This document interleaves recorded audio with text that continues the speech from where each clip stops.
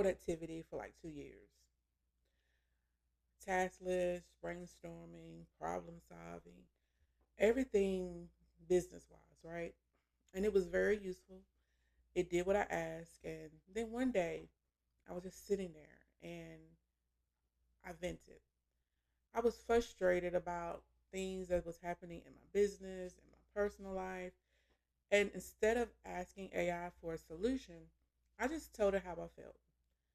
I didn't ask for it to fix anything, didn't ask it to optimize anything. I just needed to honestly just get it out of my head, and nobody was around. So I gave it to AI, to be honest with you. And what happened kind of like surprised me. It didn't try to fix anything, okay? And it didn't give me 10 step framework. It actually just listened and then asked me something that made me feel seen. Actually seen, y'all. Not in this is a nice response way, but wait, how did I know I needed it to hear that type of way? And that's when I became a believer, to be honest with you. Hey, I'm Tamberly. Welcome to Digital Wellness Journal. Today I want to talk about why women are so skeptical about AI, especially skeptical about using it for anything personal or emotional. Are actually the one and are actually the ones who might benefit most from it. And I want to address the doubts that I keep hearing about, when it comes to trying it. So here's the thing.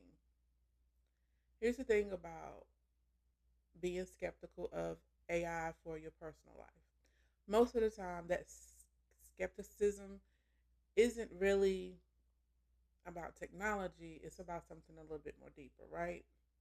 You might be worried it's going to replace your thinking, that you'll become more dependent on it, and that it's something shallow or wrong about outsourcing the work that you're figuring out yourself, right? And honestly, those are very valid concerns. I had them too, because like I said, I was just using it for productivity reasons. But here's what I did learn: the right AI, using AI in the right way, don't replace your thinking. They create the space for it, right? When that day that I vented to I wasn't asking it to tell me what to do. And I wasn't asking it, I was just asking it to listen while I thought out loud, right? And there's a difference for that. And the way that it's structured, it asked me one question at a time, right? Slowly, no rushing me toward an answer, but it actually was giving me room to hear myself reflect. And that's when I realized something was wrong with how I've been thinking about the whole thing with AI. I've been treating it like it was supposed to replace me, right? When actually, when it's used right, it's supposed to hold space for you while you do the real work, okay? Now, let's talk about the actual doubts you may have, because I want to address them as directly as I can. It's not real doubt. You're thinking that an AI listening to you isn't the same thing as a person listening to you, and it's not. There's no way that it can be, right? So you're right about that. But neither is journaling. Neither is talking to yourself in the car. Neither is sitting alone with your thoughts. None of those things that I just listed are real people either, right? And yet they all create something. Some of them create real clarity, real emotions, real shifts. The tool doesn't matter as much as what you do with the space it creates for you. That's literally why I created the AI prompt kit. 20 prompts organized so that you always know which one you need right now. Brain dump when you're drowning, emotional offload when you've been carrying everyone else's feelings, spiral stopping when your thoughts are just eating you alive. The prompt structure does the heavy lifting for you. You just have to show up and be honest, okay?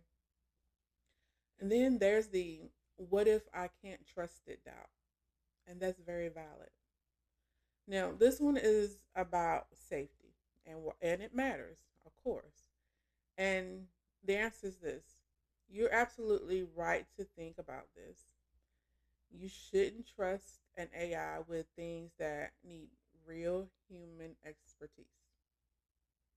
Okay, mental health crisis, therapy.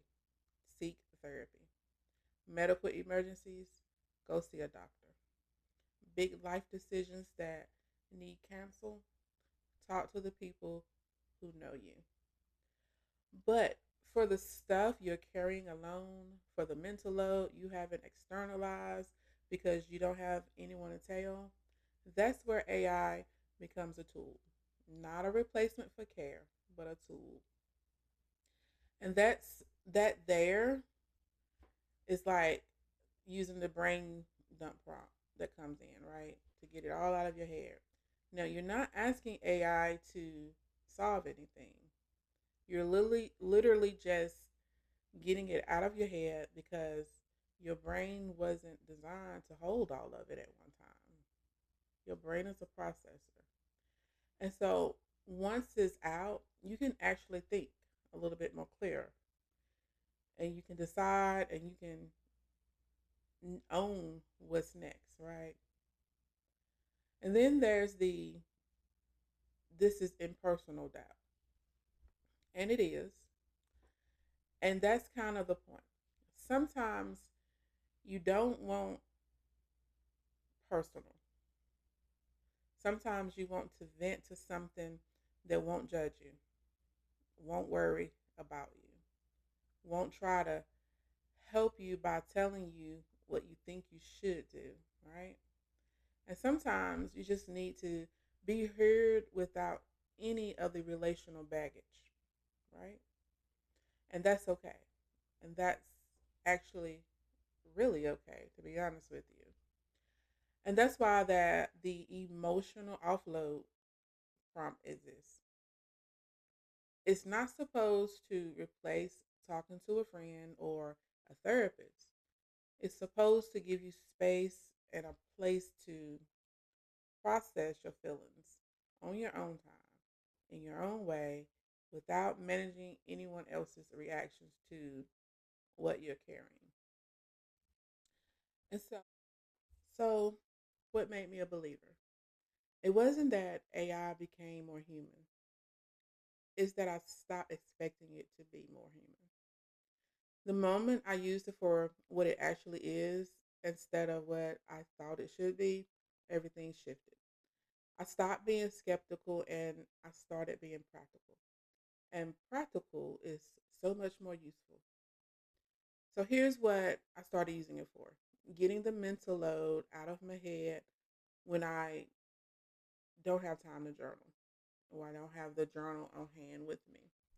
Thinking through a problem that's been rent free in my brain, getting honest with myself about what I'm actually feeling under the surface, processing something that happened without spiraling out about it, figuring out what I actually want, even when everything else feels urgent and important and I've lost the plot. And none of that required me to become dependent, right? Or to stop thinking for myself or to trust it with something that needed real care. It just required me to stop being skeptical and start being honest about what I actually needed. If you've been holding back from trying AI because you're not sure if it's real enough or personal enough or legitimate enough for something that matters, I want you to gently push back. The real question isn't whether AI is good enough. The question is, are you willing to lighten the load that you're carrying right now? Because if the answer is yes, then the tool doesn't matter. What matters is what you finally asking for the space to think.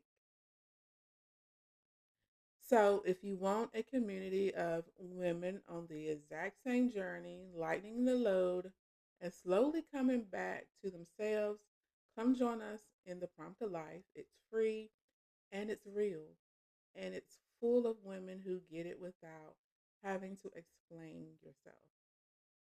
And if you want to start kind of playing around with AI, the prompts that I just talked about, the link for them are in the description. Okay, it's the AI prompt kit. It's waiting for you. 20 copy and paste ready prompts for everything from brain dumps to sprawl stoppers, and it's free. Just grab it and start using it. See what difference it makes for you. So the link to the prompted life and the AI prompt kit are both in the descriptions, and I'll see you in the next one. Thanks for watching. If you're designing a life less loaded, subscribe and join the community. Drop a comment below. I read every single one. See you next time.